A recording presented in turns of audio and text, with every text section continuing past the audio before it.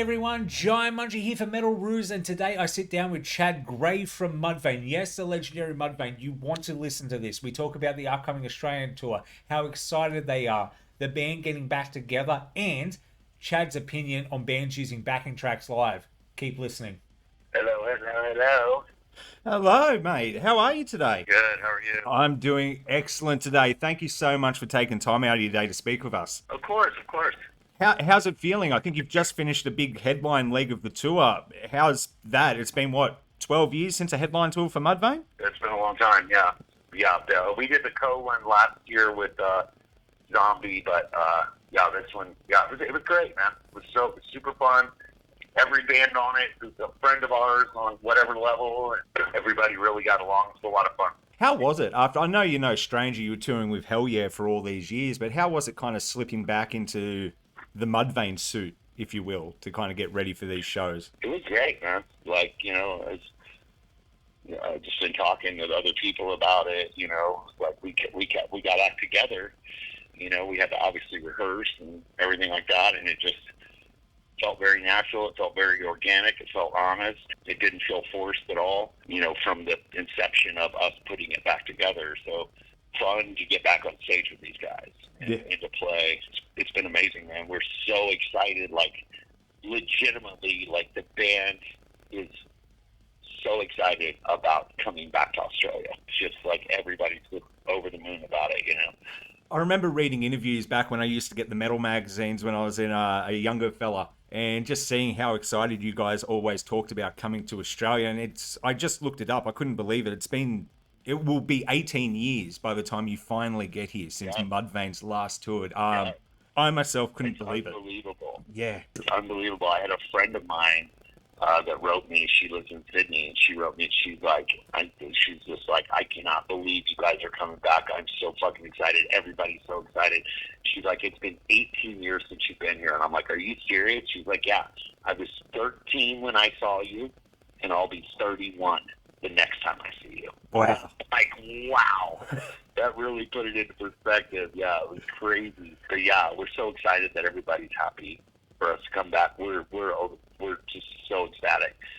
When we heard the mutterings of talking about Australia, a few months ago before we had everything put together, I was like, oh, fuck yeah, we need to do it. We need to do it. And I just pushed the managers, pushed the agents down there, and everybody, let's just keep working it.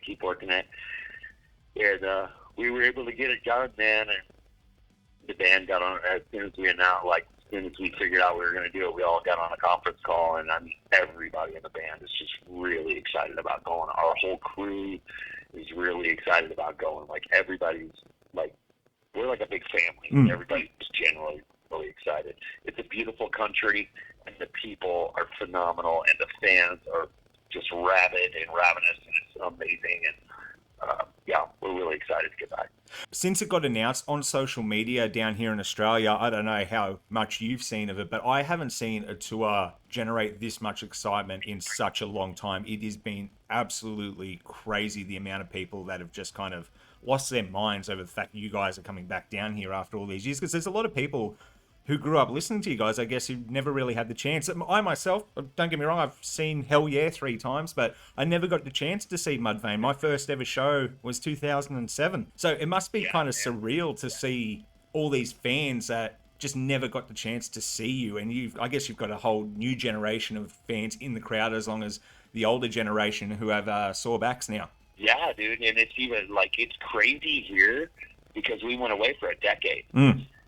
So we're coming out now, and I was telling somebody else, it was just like, I'm looking out and I'm seeing, 40s to early 50s, like some late 50s, you know what I mean, people standing next to probably their kids that are 18, 20, 23, 25 that never saw us, and I know that for a fact, but with you guys, it's almost 2 decades, so you got really, you probably got people that are, in their late 20s to early 30s that never saw us before. You know what I mean? Where here it's like late teens to, kind of mid to, maybe 20, 26, 27 would be the high side of it. Down there it's got to be even more vast, more broad, to people that haven't seen it. But it's cool. Like, your music keeps working for you when you're not. Like I said, parents turn their kids onto it. Older friends turn their younger friends onto it. Younger friends turn their younger friends onto it. You know what I mean? Your music just keeps, like a fucking combine, just keeps going and going and growing and growing and growing. The fan base or whatever, but yeah, yours is even broader than ours is up here, and ours up here is pretty damn broad. So, yeah. It's going to be, I think that's what's going to make it a lot of fun, too. You got people that have been listening to our band for maybe 15, 16 years but never got to see it, that are super fucking fans because they've had the music for so long. And how are you finding the songs? Are you finding the younger crowds are clicking with certain songs versus the older crowd maybe clicking with different songs, or you kind of feel like it's just chaotic energy at this point in time? I think it is, man. I think that metal music in general kind of runs the gamut of emotions, and I think that I recognized that very early in my career, and I kind of wrote that way. Our music kind of runs the gamut. It goes from like it's helplessness, sadness to this anger to almost violent,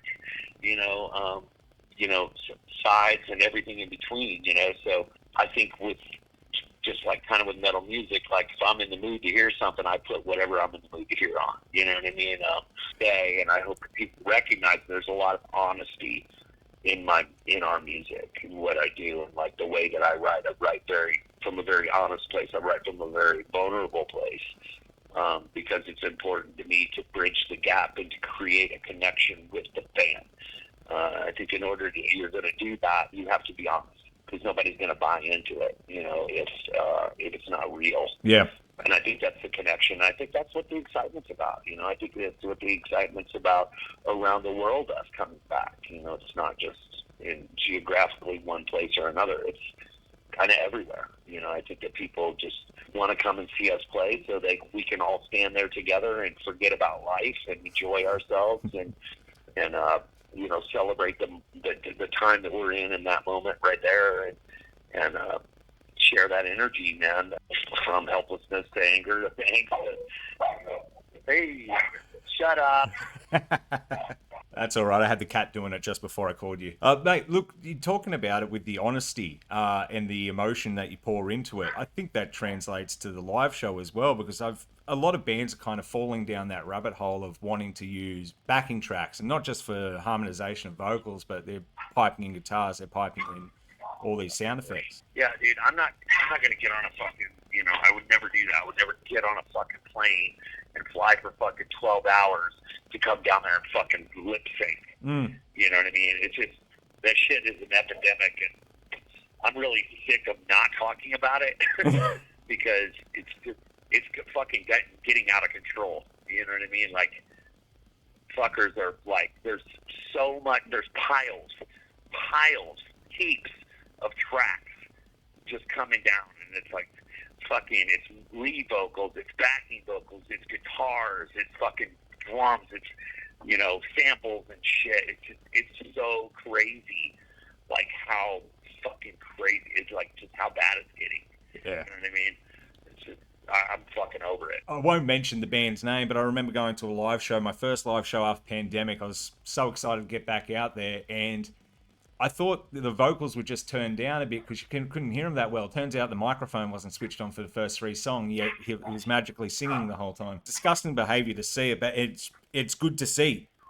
A band like Mudvayne is coming here and actually putting on real live shows, and I think that's why all this hype's getting generated. Yeah, well, we had a conversation, because I told those guys, because I'd seen it. I've been touring in it for 10 years with Hell Yeah, so I was seeing it everywhere around me, and I just looked at the guys, and I'm like, dude, you guys have to understand the listening audience and the listening experience of music has changed immensely since you guys have been on stage. And I'm like, there are people running so much fucking track that literally when they play, they sound like a record. Like, they sound like it's fucking perfect. And I'm like, I don't know how well we're going to do if we can't be as close to the sound of our album as we can be. And like, we literally had about a 30-second conversation about running track or whatever. And I'm like, I personally don't want to, but just what do you guys think? And Matt's like, my drummer's like, I'm not fucking playing to a click. And I'm like, good, because I don't want to be a play to a click. Like, I don't want to play to a click. No. And I said, but what we're going to have to do, I was like, we're going to have to get somebody to come in and help us fill our sound out. Guitars, backing vocals, you know, shit like that. Yeah. So we got our buddy Marcus. So we've got a dude that plays guitar, wears the face paint and shit, helps me with backing vocals, and it's fucking, it's awesome. He's such a awesome addition to the band. And I mean, it's just, the sound is full now, you know, like the guitars sound really full, but we're not doing track. We brought in a utility player, literally, somebody just to help us. But he's really singing. He's really playing guitar. We don't have any tracks. We don't do that shit. You know what I mean? Like, our music, like I said, our music is fucking honest, and our music has to be played that way. You know what I mean? And I don't even give a shit if anybody says any negative shit about us having Marcus. It's like, that was our answer to trying to be, you know, like other bands that just aren't doing it anymore. You know what I mean? Like, they're like, my favorite fucking bands don't do it. One of my favorite bands ever in my life is Metallica. They would never do that shit. No. You know, fucking Slipknot, they don't do it. Fucking Lamb of God, they don't do it. Like, the real fucking players, and everybody's really playing. Just with the whole track thing, I'm just like, at what point are you ripping off your fans? Because people work really hard to buy tickets to concerts. And if they go there and you're not fucking playing your music, which is what they're paying to see, then, you know what I mean? When Exactly. it becomes too much. Exactly. And all the bands you mentioned as well are all considered some of the best live bands of all time. So it's the proof's kind of in the pudding there. It's like you put on a real live show and people are going to call you one of the best live acts. And that's why I think people are flocking to these tours, because I've seen the clips on YouTube, you know, just people filming on their phones, and you guys sound absolutely fantastic, even through those crappy little phone speakers. So it just kind of shows, and the raw energy comes through when you're actually performing. If you're lip syncing, how can you really get into it? It'd be like shooting a music video and trying to capture the same intensity doing that and doing it live. It just wouldn't work. Yeah, it's crazy. And I mean, honestly, dude, like when I went to see those bands, I was talking about Metallica and fucking, and you know what I mean? Like, when I went to see those fucking bands, I wanted to hear the live shit. I wanted to hear little nuances and little imperfections. You know what I mean? It's like, you know, it's kind of like, it's weird, it's pretty like this, like having a really quintessentially fucking hot girl. Yeah. Everything about her is perfect. And then you've got a girl right next to her that's fucking gorgeous, but maybe she's got a tooth that's crooked, or fucking she's got a beauty mark or a mole, or what, you know what I mean? Yeah. It's just like, those little imperfections are what attracts you to that person. I would be into the girl all day that has a crooked tooth versus the quintessentially just head to toe fucking hot chick. And it's just me, you know. So like, if I go see a band play, I want them to be live. I want them to be playing live. Like, Slayer is probably one of my all-time favorite bands. When they fucking play, you are listening to Slayer play. Yeah. And it's so great. And Metallica, you're listening to Metallica play. It's like James just had, they were playing, they're doing the No Repeat weekend here, and they did the Phoenix, Arizona show. So they play on Friday and then they play on Sunday or whatever. And the Friday night, he had COVID. And he was fucking not doing good. He wasn't singing well. You know, he's got a fucking respiratory infection. I know what it's like. I've had that. Yeah. I've had COVID and been on stage, and it's fucking brutal. I mean, your voice just literally does not work. But he pushed through it, and then they ended up canceling Sunday, and everybody was writing like, yeah, he was struggling, da-da-da-da, blah, blah, blah. But he's like, fuck this. I'm not doing it. You know, if they were a track band, they could fucking just run the track, and he could get up there and stand behind the microphone and act like he was singing, you know? That's what people are doing now. It's fucking disgusting to me. Yeah. Like, I'm just like, God damn, like, you got a fucking dude that's fucking, how old is Hetfield? He's such a fucking badass, and he's just still doing it for real. Yeah. Even if that's the case, even if he's not, he knew he was going to be struggling that night. He knew it. He knew when he got up there that he wasn't going to be singing well. You know what I mean? But he got up there anyway and did it, and then canceled the Sunday show. And in typical Metallica fashion, they didn't wait fucking 5 months to replay the show. They pushed it to the next weekend, and they played it the next weekend. It's just like, Yeah.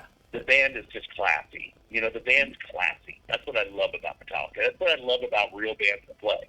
There's a level of class that real bands have that fucking fake bands don't have. And it shows, and that's why these bands last for so long, because it's real. And that's the only thing that kind of lasts in this world over time, is just things that are real. The fake things come and go. You know, it's just wash your hands with it. But Absolutely. It's so funny to me because I remember when me and my friends were metal kids, and we were kids, man, and we fucking loved metal and everything. And dude, like, we called bullshit on anything that was fucking poser. yeah. You know what I mean? And that's what we called it. We called it fucking being a fucking poser. And you didn't get into fucking people that were posers. You know what I mean? And you called bullshit on people that were posers. And now it's just like, it's the new norm, and it sucks. It does. You're a fucking poser. You know what I mean? Well, you know what? I guess it's a good thing Mudvayne came back then, isn't it? Because we need more bands that are actually playing live and doing this shit. It is. Yeah, it's us, and it's a bunch of really fucking rad bands that are fucking hanging on to it, man, and bringing it so fucking for real for our band, man. And I love it. I love the bands that I'm in that group with. I love the Slipknot. I love the Lamb of God. I love the Metallicas. I love the fucking Machine Heads. I love the fucking, you know what I mean? I love all those bands, and I'm just happy to be a part of it. And we're happy to have you back, dude. Absolutely. Somebody tried to call me a couple minutes ago, and I think it's my next interview. All right, mate. Well, what we'll do, we'll wrap this up. I think we got a bit too hung up on talking about that, but that was great. Thank you so much. It's been amazing. Cannot wait to see you guys in February. You're welcome, man. Thank you so much for everything you do. I appreciate you. No, thank you, dude. Talk to you next time. I want to say thank you to Chad once again. That was an amazing talk. Love talking to him. We could have talked for hours.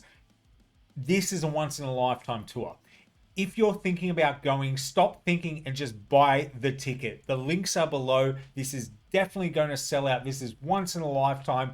I'm going. I hope to see you there. So you better bloody be there. Until next time, I've been Jaimunji. You're watching Metal Ruse, and you have a good one.